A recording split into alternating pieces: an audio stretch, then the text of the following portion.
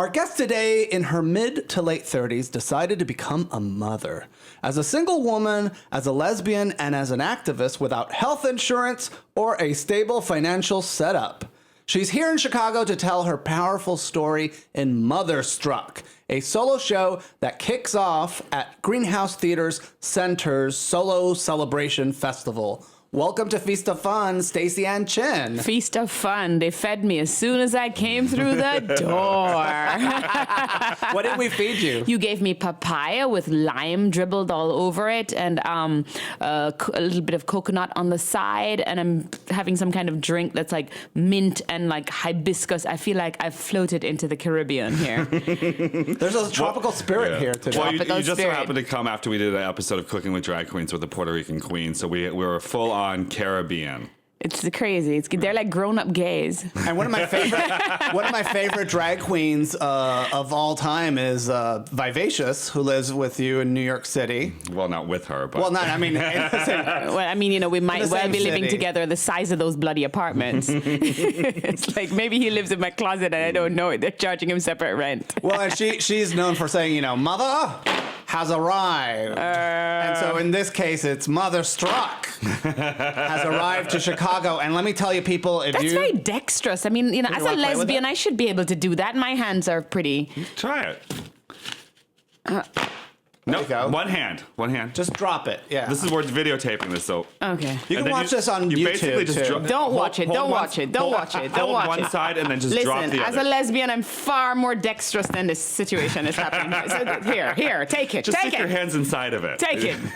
I'll just like show you my beautiful hands. Look how great they are when they're not like. They are wonderful. Whoops. Oh, they are wonderful Mark just hands. knocked over the light. Well, it's because it's kicking up. So, this is Hold on a second.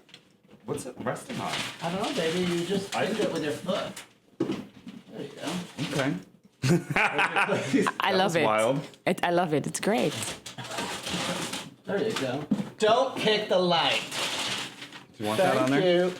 It's fine. Kick Trump. Don't kick Trelite. Yes. That's okay. My husband's a little clumsy, but he has a good heart. Where were we? So tell us about the story of how you came out as a lesbian in Jamaica. I think it didn't really dawn on me that I was gay.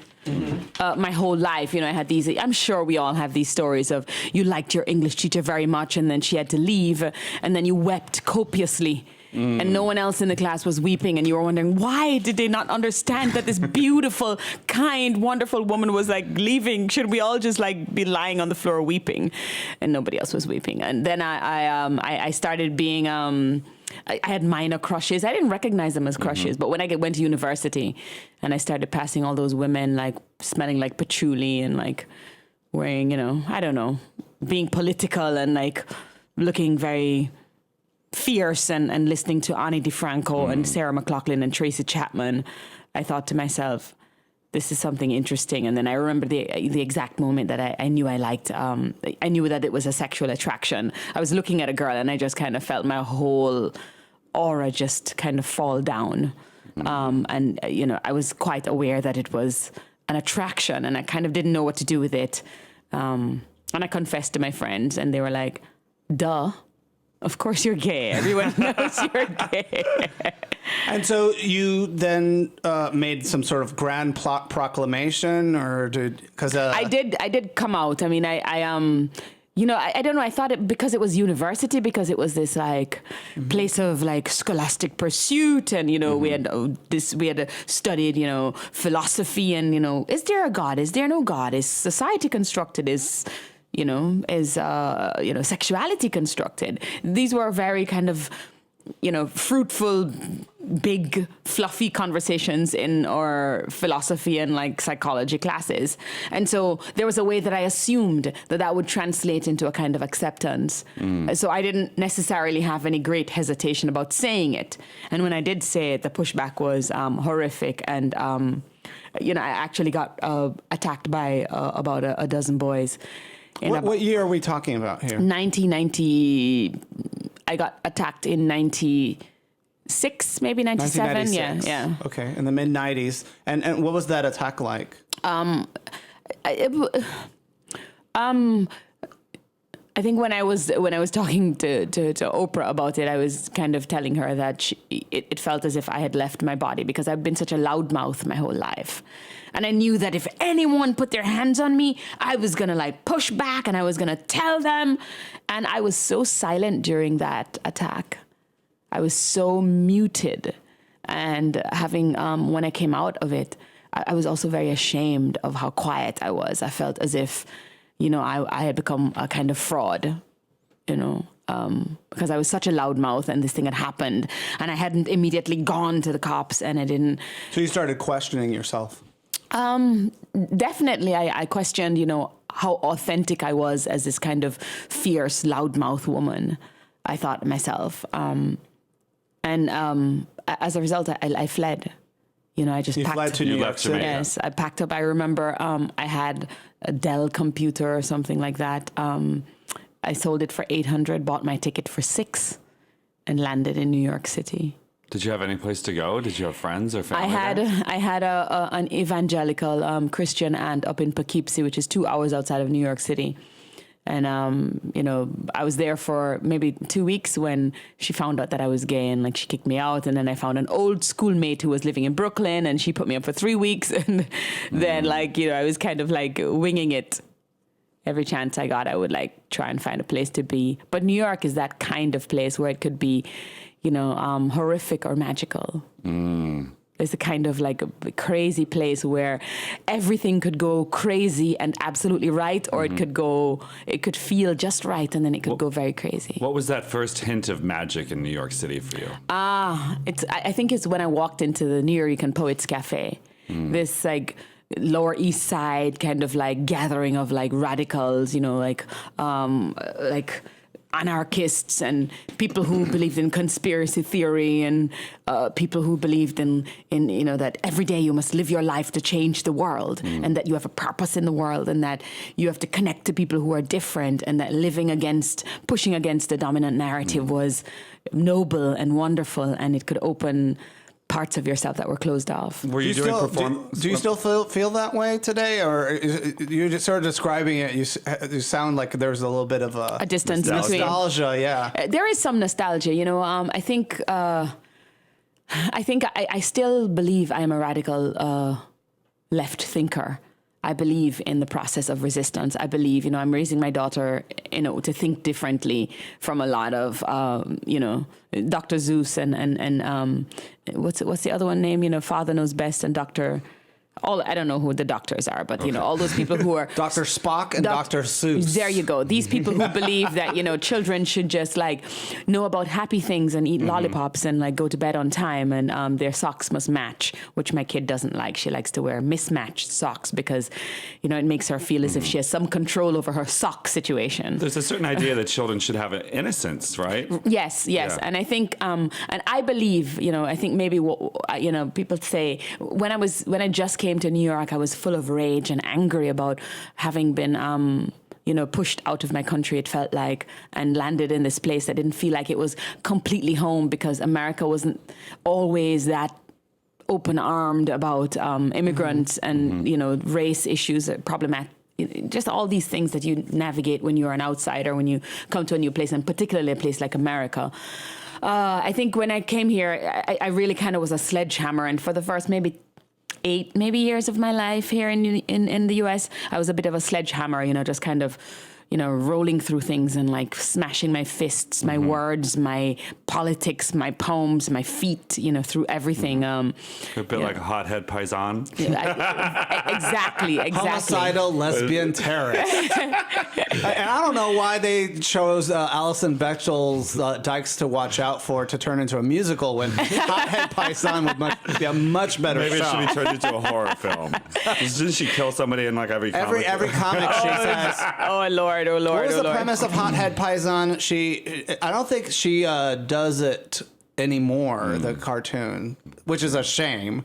But it was about an angry lesbian terrorist who, every time she interacts with somebody, she chops off their head. Right. And, you know, I'm sure you have a lesbian in the world like that, but you might have a straight man. I think we all have that inside us. Or you have like a, you know, maybe like a Trump. I don't know. There's always somebody who kind of fits the bill of like, you know, But my big thing, I think, when I came to New York was just I was so angry and I exploded, and that explosion kind of exploded in my career as well. Like I started becoming a poet who was talking about things that were like, maybe taboo, or definitely, laying a place for the anger that marginalized communities felt. And it's like, I get the same thing. Like, I'm just telling the truth. I'm just pointing out hypocrisy. And people turn to me and they're like, and I've seen this in past interviews to you, they're like, oh, you're a troublemaker, Staceyann Chin. Well, I wear, if troublemaker means that I'm like pointing out trouble, then yes. There's a lot of trouble with the world. And I believe that those of us who are, who have the voice and the power to speak, it is our right, it is our duty, it is an obligation for us to move forward and speak that truth. I like to say it's not shade if I'm just simply describing the way things are. Right, absolutely. I'm not trying to insult you or hurt you. I'm just describing the fact that you're an oppressive motherfucker. And would you please get your boot off my neck? We can say motherfucker. I wasn't sure. yeah. I don't know. Yeah. I would have said motherfucker more times. That motherfucker is one of my favorites. The show is Motherstruck because I couldn't say motherfuck. Oh, really? That's hysterical. it was motherfucker for a long time. Motherfucker. In the first, second, third drafts, it was motherfucker. Yeah. Does your daughter curse a lot, or what's your relationship? She doesn't curse. Her policy on it is, Mama, I don't like it when you say the word fuck. That's so funny. It's like the kids always tend to be this mirror universe of you. It's crazy. Like she says to me, and she's by far the most fair-minded, the most like nice. She wants to share. She wants to give. She's like, if somebody hits her, she's like, why did you hit me? Were you sad? Were you mad at me? Aww. Did I do something? And I'm like, you should clock them back. And she's like, no, because they might be sad. You have to talk to them first, Mama. Like, where did she learn that?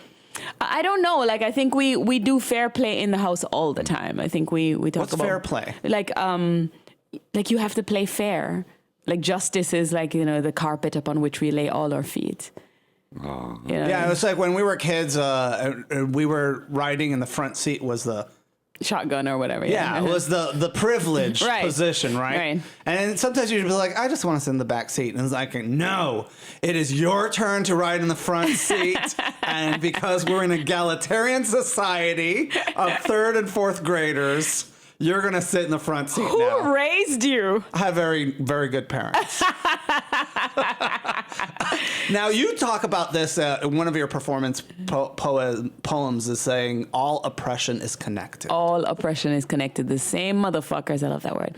The same motherfuckers, the same 8 motherfuckers who want women to not have power over their bodies, who want to, not give help to people who need it, if they're having a hard time. The same 8 people who don't want you to have a commitment and, a marriage ceremony. The same people who do not want, Syrians to come or Muslims to enter the country. It's the same people, like white supremacist, patriarchal, ageist, sexist, like all of that stuff is the same group of people. And it's interesting now, as a consequence of the massacre in Orlando, that LGBT rights groups, even conservative ones like HRC, Human Rights Campaign, are turning, which is sort of such a cryptic, weird name, we're for human rights, not alien rights. Right. Or puppy rights. Right. And so they're now turning their sights on gun control and gun violence. I read a poem on Center on the Center on Halstead a couple of last week, and the thing I said is that 13 times in just President Obama's administration, in just the time he's been in office, 13 times he's come forward to ask us to look at gun control. And not once has the LGBT community, as a community, stepped forward to take this on until we were hit. That reminds me of that. I forget the name of it. Well, we're hit all the time. I mean, trans people are the number one victims of gun violence. But the problem with 16 murders this year. The problem with the LGBT sect, the problem with the LGBT movement, the problem with the LGBT agenda is something I've been saying for years, is that we are not necessarily concerned about like large swaths of community in terms of identity. We are worried largely about us kind of like, those of us who are LGBT and are middle class and feel like we deserve what the middle class is getting and the upper class. We want our piece of the pie. So we are not necessarily interested in taking care of the most vulnerable, the poor Black lesbians, the trans, people who are in on the fringes. Yeah, we're not interested in those people. We're not interested in like the immigration issue. We talk about, when we're talking about marriage rights, we all are ready to talk about like my partner's from Argentina and my partner's from, and I should be able to marry my partner. But now that we've had the right to marry, now the immigration conversation is no longer a part of the LGBT conversation, because the people who are most privileged and the people who can kind of pull their partners and the people who they value into that privileged space are able to do it through marriage. But then we're not talking about like people like LGBT people who are coming for asylum, or those people from countries who are not coming from asylum, or people here in this country who are beaten, and those people who we talked about in the beginning, those people in the small communities who listen to this podcast because they have no other way to kind of commune with a gay population. Like we are certainly not taking care of the people who, homeless youth in New York City, like kids who are kicked out of their homes because their parents, see their sexual identity as an aberration. Like, so is the massacre in Orlando kind of the kick in the pants that we needed? It's the kick in the pants to get gun control in the room, but we shouldn't stop there. Yeah. If we're talking about an egalitarian society, if we're talking about equal rights, if we're talking about human fucking rights, if we're going to run that as a fucking campaign and say we are HRC, then we should be concerned about issues that are outside of the most privileged, block of who we are as LGBT people. We should be concerned about LGBT people who are being profiled, their family members who are being profiled. This single issue politics is not going to cut it anymore, because these small groups that we're kind of attached to, we're splintering like huge. We have to kind of pull together and take on these 8 motherfuckers who are like the only 8 people who want to like gatekeep everything. Yeah, I gotta tell you, the Koch brothers, they're the poster child. They're the front people. The 8 people that you're talking about, we don't know their names. No, not at all. They're like the Illuminati. They're invisible, And I do sound like a little bit of a conspiracy theorist. I mean, it kind of is conspiracy, but there's some truth in it. It's complete truth. Yes, and it is this kind of painting it as a conspiracy theory is one of the ways of like, kind of taking away from it, weakening the argument that, okay, you know what? It's like the 1% idea. Well, the people do conspire. That's why we have a word for it, conspiracy theory. Yeah. Well, and certainly in your work as a performer and as a storyteller, it's really great tool for educating people about the complexity of these issues. Yeah, I mean, and the complexity of it is like, when people say, oh, what's the show about? And I'm like, well, it's really kind of like my experience, like I'm a lesbian of color who's an immigrant who tried to get pregnant and didn't have health insurance, but it's also about gentrification, and it's also about what happens to you when you age and you're like, holy fuck. It's a lot of what they call intersectionality. Yes. It crosses over itself a couple times over. That pesky word. Well, tell us the journey to becoming a mom. You were this radical thinker. You were creating change. Radical feminist lesbian. Tony Award-winning. Sexy parties in my apartment. Hanging out, palling around with Oprah Winfrey. And then the ovaries started doing their drum call. The ovaries started doing their drum call. But also, before that, I was kind of like a single entity. I was basically living the kind of like New York artist dream, I wasn't, making Justin Bieber money, but I was living. I could pay for my apartment. My apartment was a large 1-bedroom. I was happy in it. And then I looked up and I was like, oh my God, I kind of want partnership and a kid, a family in some way. But then I couldn't kind of like, I could certainly hook the girl, but I couldn't keep her. So she kept leaving me, She came to me in different bodies, different minds. I want to make my own. But she kept leaving me. I want to build one from scratch. So I just could not like hold on to a relationship like 1 year. Oh, Oh, here comes the breakup. 2 years. Oh my God. I even did 3.5 years. I felt like it was going to be, I started trying to get pregnant with this woman that I was with 3.5 years. And she was like, not sure. Goodbye. I have to go find myself. What do you think was, I don't want to get too much into your personal business, but do you feel like the My personal split-ups- business is game. Go ahead. Well, it's was the split up based on your strong, urgent desire to be a mother? Some of it was, but I might just be like, fucked in the head. I mean, that could be also a part of the problem. You know what I mean? Like the psychological problem of being human in the 21st century. Well, one of the shortcomings that all performers have is that we're really good at talking, but it's very hard sometimes for us to listen. And very hard to feel. Yeah. And so when we're in a relationship with another person, it's like, if it's not the Fausto show or the Staceyann See this Chin. shit over here? He's like, I'm not know. going to get into your personal business, but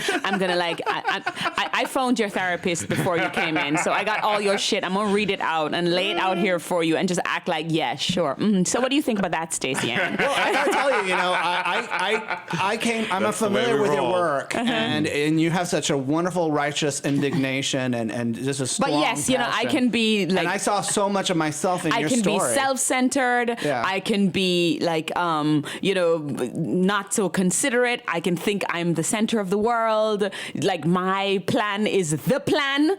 Are you with the plan or am I just leaving without you? But And it's an interesting thing because, as progressive egalitarian thinkers, we want to make room for opposing viewpoints. Oh, for sure, and therein lies the first kind of like place where I don't know, the tire meets the road, so to speak, and there's like an impasse. It's like okay, I really want to think about it's the way I think about like the far right in political discourse. I think to myself like, okay, we all live in this country, and so therefore what they feel should be also important and should be on the table. But then I think they're wrong. Yeah, I mean, I spent, Like how do you make sense of that? I spent 6 years. For fun, I applied for a job with the Archdiocese of Chicago as a graphic designer. Right. I was going to be in the middle, and I got it. I was working with the Archdiocese of Chicago in their newspaper office. And it was. I kept waiting for the other shoe to drop, Mm-hmm. But everybody we worked with in that department was gay. Well, they were graphic designers. but they were all like in the That's the closet. problem with gays. They're kind of everywhere. We're everywhere.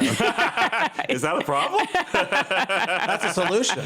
Well, we're the sort of guardian angels, Yeah. We're the driving force that keeps society and culture moving forward. I don't know if we're all of that. Like some part of me feels like we're just kind of human, right? We're just like We just got just trying to get feelings by. and yeah, needs and too, just like I don't know, like people are people, like if you prick us, do we not bleed?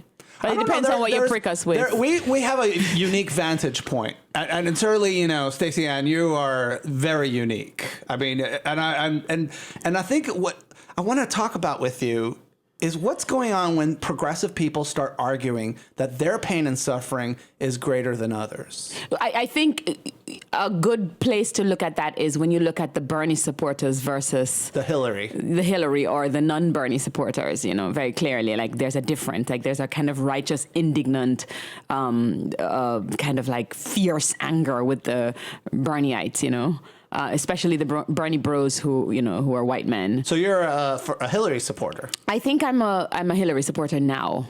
Yeah. Yeah, and I You're have part been of the mainstream Democratic Party. Perhaps. I mean, but I think my reason for supporting Hillary rests largely in what I feel to be this brutal, patriarchal, sexist machine that has been at her for so long. Mm-hmm. A part of me as a feminist, as a woman, wants to stand by her and go like, what the fuck, man? You still standing after they throw the fucking kitchen sink at you? Yo, you gangster, Hillary, you gangster. And I respect that as a woman. Like, if she was like this, kind of like soft-spoken, like woman who wasn't, pro-war at some point or whatever, like she would never have broken the ceiling. So you feel like Hillary Clinton's sort of hawkish politics is her way of handling the sexism that she's faced as an individual? Even the language of calling it hawkish, they don't call the men hawkish. Why? I think there's You certainly think George that they're W. hawkish, Bush but is a no hawk one too. has used it as a phrase to describe them in mainstream political discourse. And that, my darling, is sexism at its best. So you feel that because we're She's drawing a attention politician. to her pro-war stance? She's a politician. Sure. There's no politician who has made it forward in the American political system who is not pro-war. Not one.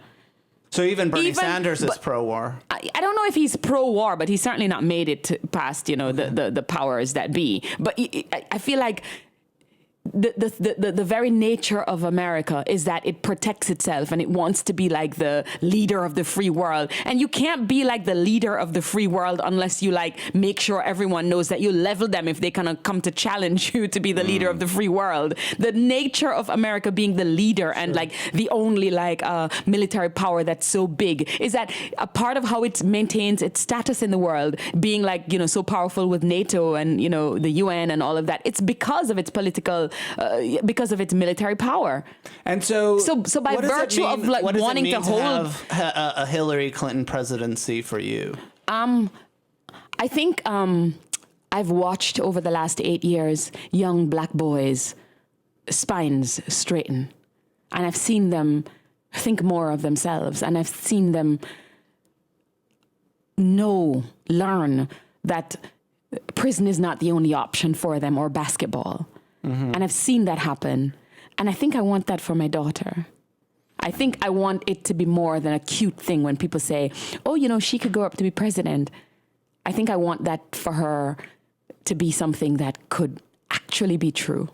And yet you also hear a lot of left thinkers also very terrified about the prospect of a Hillary Clinton presidency because they're like, this is not the feminist that we want because of her policy. Yeah, but I would have chosen someone who was far more radical and pro-black than Barack Obama, but did I close the door on him because he was the one? No. So when you hear other people sort of talking, and this is mostly happening, I think, in social media, is what they call the oppression Olympics. Yes, is that Olympics. my pain and suffering is greater than your pain and suffering, and in some regards, it is true. because I'm feeling it. I'm not really feeling yours. Yeah. but it is sort of an interesting paradox, right? Because other people's pain and suffering is greater than other people's. It's like to say stub your toe versus getting your head chopped off. I try not to think about it as as greater than. I think about what helps me to categorize and make sense of what it is I think about what's more urgent.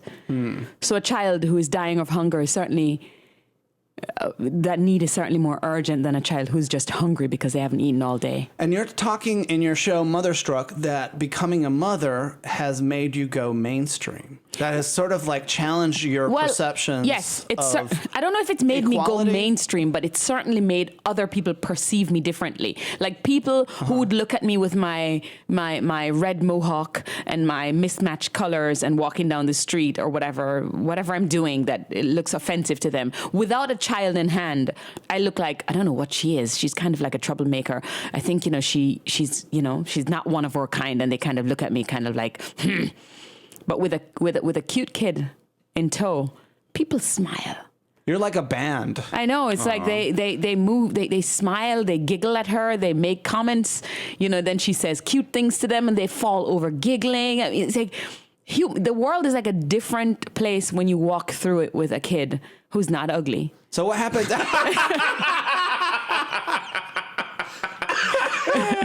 You found out you were a mother on Mother's Day. Yes, it was weird. My friend has a kid in Jamaica, and she prayed the week before, and she's like, on Monday you're gonna find out. And I was like, oh Jesus, I gotta so I couldn't wait through the day. I was like, I'm gonna do it, and then it was positive on Mother's Day. It was tough for you to become pregnant. Yes, I had fibroids, I had endometriosis, I had polyps, I had no money, I had everything in the book that would prevent me from getting pregnant. But I kind of was a little bit manic and, singularly, obsessive about it as an idea. and went after it pretty much the way that I go after everybody else, everything else except my relationships. And is your daughter Zuri sort of teaching you to sort of like slow down a little bit? Oh, for sure. Yeah. Absolutely. I see that in you're the co-star of probably one of my favorite video blogs. What is the it? living room protest. Living room protest, where you and your daughter get things off their chests. I know we've discussed Trump. We've discussed I don't want you to listen to you at all about anything. I don't want to go inside. I don't want to go to bed. That's one of my favorites. I don't want to go to bed. What's up with kids not wanting to go to bed? I don't know. Like, I want to go to bed all the time now. See, they feel like they're parent, missing out on something. Is what it is. Is that what it is? Yeah, because they know you're up doing something, stuff, right? and they're like, "What is?" It's like my dog follows me everywhere. Because if I say I'm going to bed with her, it eases, and she's like, "Okay, great, good." She doesn't want to miss out. Yeah, but I think it's also like she, being told what to do all the time. I guess when you're 3 or 4, it feels like people are telling you when to eat, what to put on, which side of the road to walk in, which car not to walk in front of, which poison not to eat, which poison not to ingest. Like, stop telling me what to do. And so by the end of the day, they're like, I'm fighting this battle. I'm not going down. I would just wonder is like, let the kids stay up, I mean, I come from a Latin American culture as kids where they're like, you don't want to go to bed? Well, they're two things. But they're two things. Suffer the next day. They're two things. But they're not going to suffer. You're going to suffer. You're the one who's because they're going to be cranky and they're going to want to not eat and then they're going to be like sleepy and then they're going to fall asleep when they're not supposed to fall asleep. I was all like, no, fuck schedules. I don't care about schedules. Now I'm like, listen, it's 8 o'clock. It's about that time for you to go down. Because I like what you said. Do you want to be happy tomorrow or do you want to be miserable? Right. Because I'd really like it if you were happy. Right. So I could be happy. You've worked with some incredible people, Russell Simmons. Yes. And now Cynthia Nixon's directing your show. And Rosie Adon, they directed and co-produced the New York production. Yeah. What was it like working with Cynthia and Rosie on this? Cynthia is like obsessively brilliant. She eats whenever she's on a project. She eats, sleeps, drinks the project. She's on it all the time. She knows every detail of it. You can call her anytime or text her anytime about it, and she's like right back at you. She's very she's a workaholic. She's like one of those people who I think. So is every moment in your show Motherstruck like calculated within the breath with razor precision, or I don't know if it's so much of that, but I think I worked very hard for 2 years on the script. So each part, a decision was made about keeping it or losing it, because I think we're in 50 pages of script now, and we started. I mean, it could have been 150 pages, so we had to really prune. And I mean, from your own work, when you start pruning, sure. And you have another book there. Yes, I do have another book. Yes, I think that's probably what's coming next. A book about being a mom. And sometimes when you edit those things down, you have to take something out that you really just absolutely love. Yes. There's what's scene. Something in there? There's a scene where I went to meet my mother in Germany, and Zuri did not want to meet her at all and didn't give her any love, and it was heartbreaking because my mother was so yearning for some recognition from Zuri, and Zuri was deadpan, nope. Not talking to you. Why was that? Why did that come like that? I don't know. I don't know why she... Had you talked to Zuri about your relationship with your mother? No, I just said I'm going to go meet my mom. I mean, I think after that trip, we started talking about it where I was like, when I was younger, I didn't have a mom. And she's like, oh, really? Oh, Mama, that's so sad. Do you want some tea? Well, one thing that really resonated, because Mark and I tried to have a kid with my sister. Mark was going to be the impregnator. I'm assuming. Yeah. Although I have to say, Fausto's father, his first marriage was to his first cousin, so it wouldn't be unusual in his family. Maybe you're royalty. Latin America. But one thing we discovered is that fertility clinics tend to be very conservative, and we sort of had to go in the closet. when we were sort of going. It was this Christian fertility clinic, and the woman who I mean, ran if the it's a Christian fertility clinic, what do you expect? I don't think it was. I mean, the two of you have a little problem in it. You kind of like went into the archdiocese, and now you're going into the Christian fertility. I want to talk to you about Christian. that. I was not raised. I at know, all. but then like, you're going to these Christian places. What's going on with you? It would be the equivalent of going to an Indian food restaurant that's run by Hindus. You know, it's the same thing. I think that it's I think the kind of food you eat is far less complicated than the religion. The religion. I was, with that job at the archdiocese, it just was something that I stumbled upon, and it actually was a really good job for me at the time. And it sounded like, and they were very like loving people. Mm-hmm. I actually worked for a gay newspaper after that, and they were a little bit tougher and more brutal than the archdiocese. And part of it is, I think, that when there's a factor of we're making society better, and I think the gay newspaper and the Catholic newspaper both had that agenda, that sort of alternative meeting. But for LGBT people, I don't know what's happened. It's we're left, and we're like, listen, we're gonna get it done. We become pragmatists in a sense that's not so pretty. It's something that's like the darker side of our rainbow coalition is that we're sort of like sometimes just like, I don't give a shit anymore. And I think for people who are tied to religions, there's this longevity, there's this long-term goal that we're not making the world a better place today. We're making the better place for infinity. Right. And who knows where that is? I went to a fertility clinic in New York City. Yeah. Batsoffen Fertility. I don't know if I can say that. They're fine with it. I mean, they came and did a talk back when we were in New York.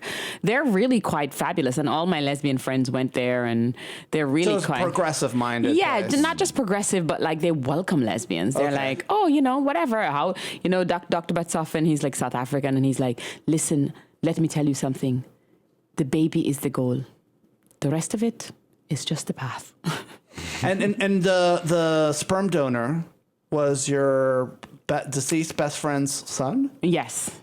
And husband. And husband. Yeah, because you were married to him. I was married to Peter, and then he died. Because we were going to like make the big old gay modern family. Like he's gay, I'm gay, but we're going to marry and live together. And his mom was going to be the grandmother, and we were going to have a host of kids who would just be in the same home.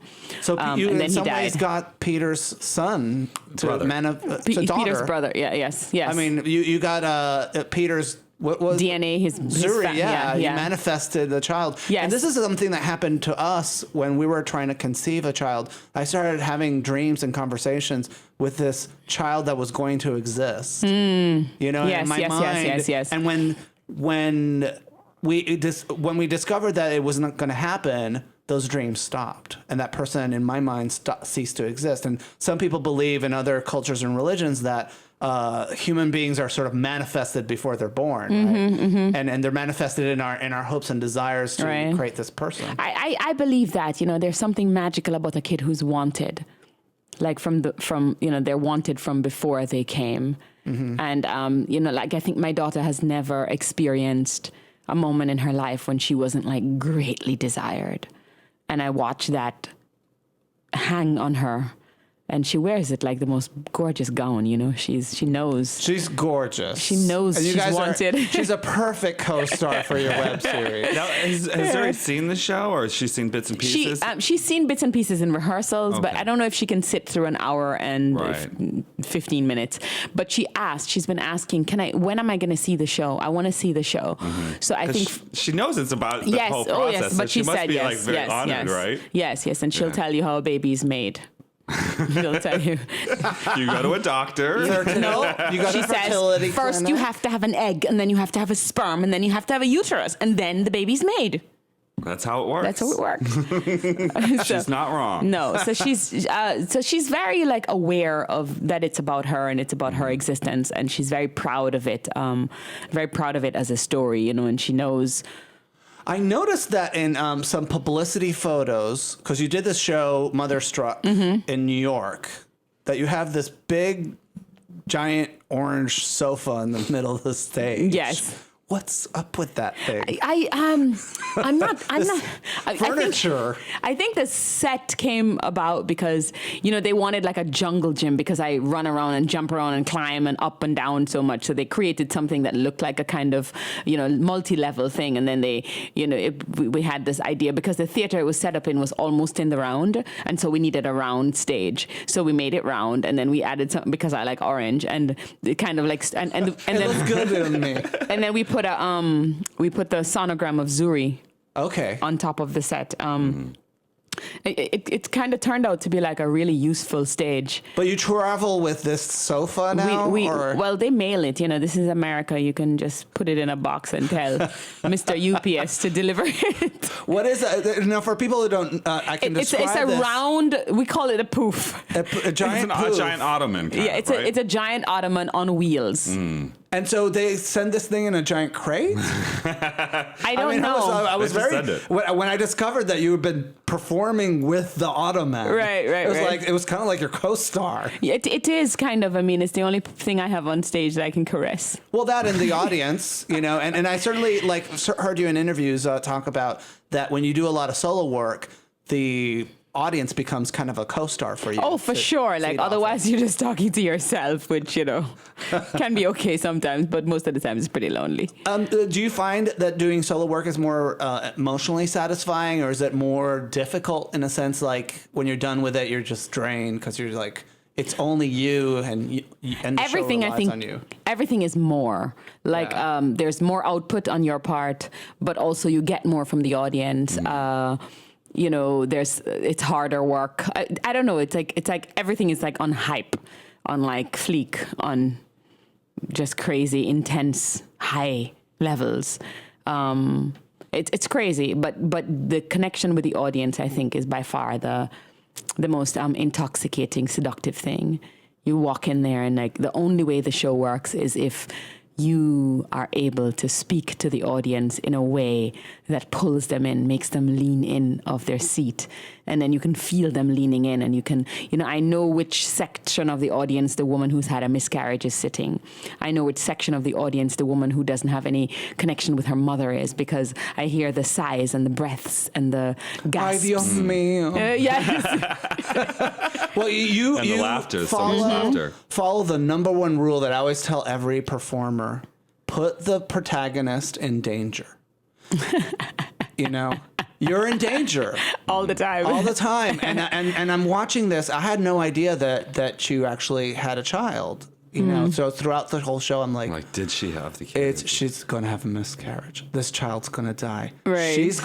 I was kind of like, maybe she's telling another woman's story, and that Right. woman died. Right. Like there was a You lot had no of, idea what was going to happen. part of it is like the less I know. That's such a great compliment. Thank you. Yeah. From another performer too. Yeah, I was on the edge of my seat, and I was just like, oh, this is not going to end well. I was like, I'm having a bad day. It has to end well. I want a happy ending, Some nights Yeah. I forget in the middle of the performance that I had a happy ending, and I'm like, oh God, I'm so happy this shit is ending happily. And then your daughter And then makes an appearance. Yes, there's some nights she makes an appearance, and Oh, so on other nights that we don't, as an audience, we don't get to see her. some because she has to go to bed. They should just Like hire, child labor. show a picture of her at least. I think they try to show some of the videos at the end. Yeah, 'cause in a little otherwise, section, yeah. We need to see Zuri. Yeah, people come up to me all the time and say, "Excuse me, that's such an amazing story. Like, where did you get the idea to write it?" And I was like, "It happened." And they were like, "It was true. Oh my God!" And then a fresh well of tears happened, and they started falling on me and hugging me. When did you know you were going to make a show about this? Was it early on in the pregnancy? Or No, later I've been on? a memoir writer forever, and so I started writing a blog for the Huffington Post. Yeah. Those blogs still exist, and you can read them in succession to see what happened. And they kind of blew up. I was telling some people when I was trying to get pregnant, when I was on the drugs and I was going crazy, and I was like, "Oh my God, I have to have sperm. Where? Oh my God!" Going crazy. Oh, and you're talking about crazy. the sperm was so wonderful. Yeah, so we were talking. Sperm is funny. The lesbian take on sperm is funny. Oh yeah. So then we were. I'm on this mad hunt for sperm because for 36 hours Aren't I'm we all? ovulating. I have to get this sperm in You're a 36 sperm hours. vampire. Sperm vampire. And then I was telling the story at a party, and like one of the editors from the Huffington Post said, "Stacyann, this is so hilarious. You should write a blog. And I started writing a blog, and then I got pregnant, and then the whole shit went crazy, and I was like, I don't want to blog anymore. And then like there's a sea of emails going, where's the next blog? We want to know what's happening. Oh, yeah. You can't take us here and leave us here. So while I was like waiting for this thing to happen, I was blogging like, oh my God, this thing is happening to me, and I'm going to have to tell people tomorrow. This is crazy. I don't want to do this. I don't want to do this. But people were waiting, and it was such an amazing community. Mommy bloggers are huge on the internet. It's a huge industry. I didn't know that until because I'm a memoir writer, so like if my girlfriend leaves me, which is often, I blog about it. You know what I mean? I write a poem. I'm weeping. I'm moaning. I'm like having like hashtags on my Facebook page. Well, now you're dating other women, and it's like, Am I? Are you? I mean, with being a mother, it's like you sort of like the kid Zuri's gets, a chick magnet for sure. Gets up, but the kids get jealous sometimes. Yeah, the kid gets jealous. But people, it's complicated though. Mommy needs to have friends too, right? The whole, it's like Mommy needs some loving. It's like having 20 dogs and then dating. That's what having a kid is, and dating like a small kid. It's like there's no privacy. At least you can have sex while the dog is in the room. Well, we try to lock the dog out. Yeah. Right. Close the door. Don't watch. But he'd be more than happy. It's But the dog can be out there barking, right? Mm-hmm. And you can just kind of still get your thing on. But like the kid crying just outside the door, maybe not so much. Mommy, just one more minute, Just baby. just.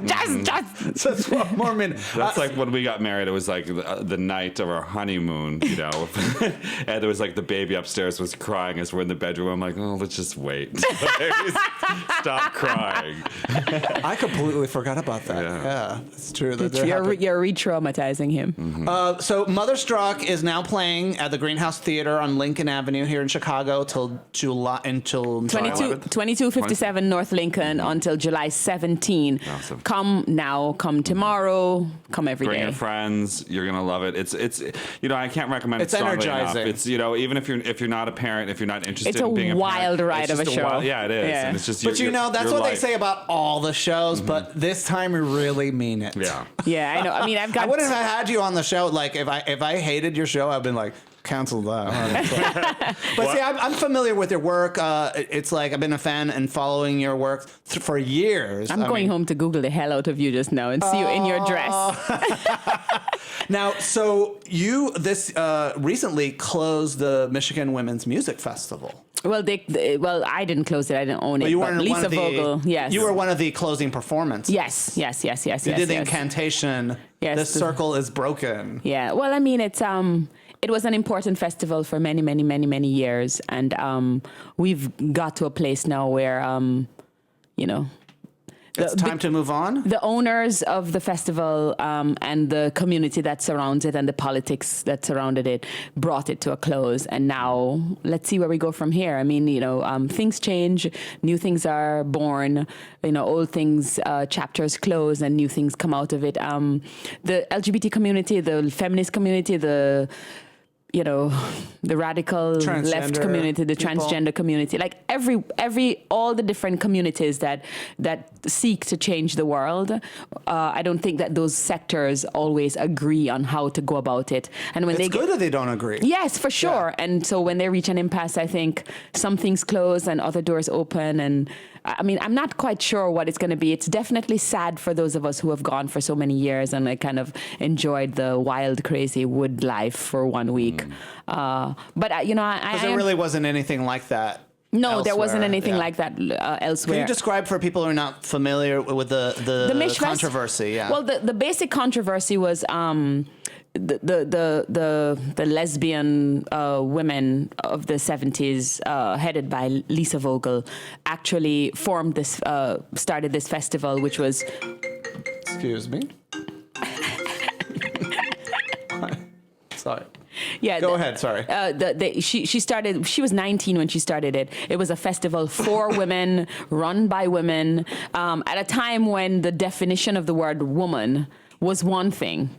Cut to 25, 30, 40 years later, and the word woman has changed, and so it now includes people with male bodies or who used to have male bodies who now identify as women. Who are assigned male at birth, but who are assigned, are women. well, they're male biologically, because they have like the makeup of whatever is described as male, but they identify as women. Their gender presentation, what they feel, what they know in their bones, is a woman identity. Sure. And so you have people who believe that the integration of those two communities ought not to be, and then there are people who believe that absolutely it should be, and so they haven't really been able to come to any kind of decision. And then this festival was going on for such a long time, and it was for such a long time run by people who primarily understood that people with vaginas, people with breasts and ovaries, these were the people who they wanted to serve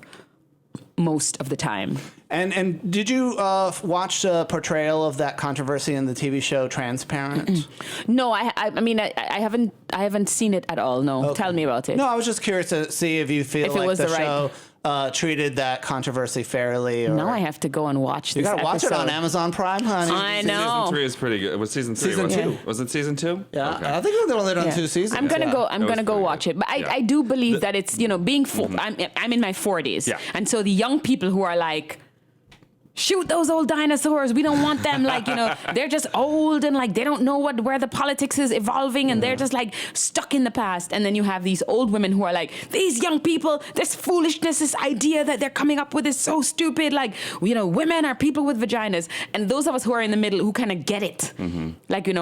I feel like I get young people who are feeling like, of course, biology is irrelevant. Like, whatever you're born with is like irrelevant. And I also get it from these people who, because these assigned roles or these assigned gender roles or these assigned gender identities were so, rigid and pushed, and like that they needed to remove themselves and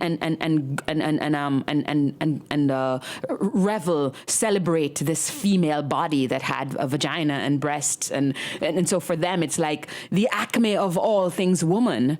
Well, even in gay liberation circles, transgender identity is challenging a lot of people. One of our favorite guests, erotic blogger Clark Rogers, wrote in his blog that some men have vaginas, and we need to as gay men, we need to get over it. And we need to stop, you heard that discussion about like, that we need to stop being racist in our dating habits, in our, Tinder stuff. And as gay men, we need to stop being transphobic and sexually embrace men who have vaginas. I really feel like every single time we are pushing at new envelopes, I think that, we come back to the same fundamental problem, is that this sexism, homophobia, transphobia, whatever it is that, however we want to name it. Our blocks.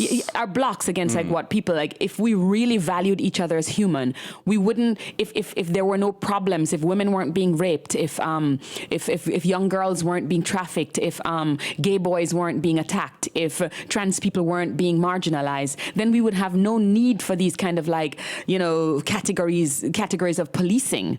Like no one would care. Like you and I could run away and leave him in a second. Do you see what I'm saying? Because it wouldn't matter if I was a man or a woman. Do you know what I mean? Stacyann, you and I can be in a relationship, but it only lasts 2 years. Right. Now he's throwing darts. Now he's throwing shade. But do you see what I'm saying? Like if those lines weren't so hard, and if we weren't so caught up in who we are and what we need to be and blah blah blah blah blah, then people could just be with people. But because we live in a world that is so deeply categorized and so unflinchingly trained on like keeping us in our lanes, like it's hard. So the reality of it is that women are being trafficked, and women are and so women do feel as if they have to protect themselves a little bit, but on the other hand, the trans community is also being marginalized, and gay men still kind of like feel like they need to like carve a space for themselves, and it's all about like the larger oppression that we come back to it. All oppression is connected.